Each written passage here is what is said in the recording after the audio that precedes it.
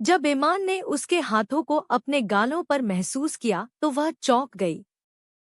जब उसने देखा कि वह बिस्तर के किनारे बैठा हुआ उसे ध्यान से देख रहा है तो उसकी आंखें चौड़ी हो गईं। ईमान ने अपना सिर हेडबोर्ड पर टिका लिया और अपने बालों को गंदे जूड़े में बांध लिया।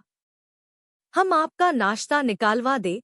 ईमान ने पूछा, लेकिन उसने उसे रोक दिया। मुलाजिम ने नाश्ता दे दिया था। मैं कुछ दिनों के लिए सिंगापुर जा रहा था। सोचा आपसे मिलकर जाओ। अहद उसे देखकर मुस्कुराया। ईमान ने धीरे से सिर हिलाया। आपको कुछ नहीं चाहिए? उसने एक अलग तरह की भावना से उसे घूरते हुए पूछा। सब चीज तो है हमारे पास। बस आप ध्यान रखिएगा। ईमान नजरें झुकाकर मुस्कुराई। आप भी अपना ध्यान रखना। अगर आपको कुछ भी चाहिए होगा तो मुलाजिम से कह देना, अहद ने कहा, जिस पर उसने सिर हिलाया। उनकी शादी को लगभग 6 महीने हो गए थे। यह एक अरेंज मैरिज थी और वे अपनी शादी से पहले कभी एक दूसरे से नहीं मिले थे।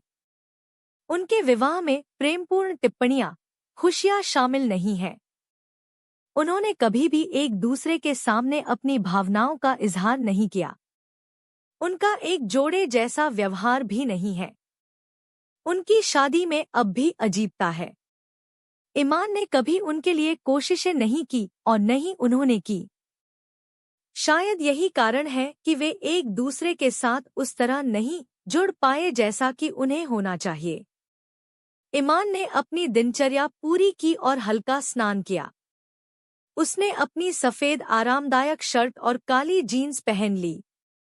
ईमान बीबी, हम आपका खाना निकाल दे? नौकरानी ने पूछा तो उसने धीरे से सिर हिलाया। ईमान उसे मिस कर रही थी। हालांकि वे ज्यादा बात नहीं करते हैं, लेकिन वह उनकी उपस्थिति की आदी है। वह उसके कम शब्दों की आदी है।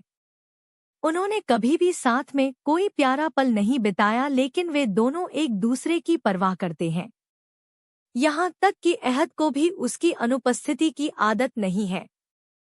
उन्होंने ईमान को कुछ दिनों से ज्यादा अपनी माँ के घर भी नहीं जाने दिया। उनका उपयोग एक दूसरे को देखने और कुछ बातचीत करने के लिए किया जाता है। वे हमेशा अपना रात्रिभोज एक साथ करते हैं। फोन की एक घंटी ने उसे चौंका दिया। जिज्ञासावश अंदर झांककर देखा तो एक अज्ञात नंबर उसे कॉल कर रहा था। कॉल अटेंड करते समय उसका गला रुंध गया।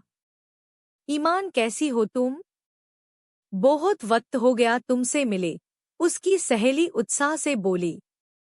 जी, हम ठीक है। पर आप कौन हैं? माफ कीजिएगा, पर हमने आपको पहचाना नहीं, ईमान ने झिझकते हुए जवाब दिया। जाहिर है आप हमें क्यों पहचानेंगी? आप तो आहत भाई के प्यार में इतनी पागल हो गई है कि आप सबको भूल गई है। वैसे हमारा नाम लाइबा है। लाइबा, उसकी सहेली ने शरारती लहजे में कहा। जैसे ही उसने अपने अंदरूनी गालों को काटा, उसके गालों पर ब्लश लग गया। प्यार? क्या मैं अपने पति से प्यार करती हूँ? ईमान ने सोचा।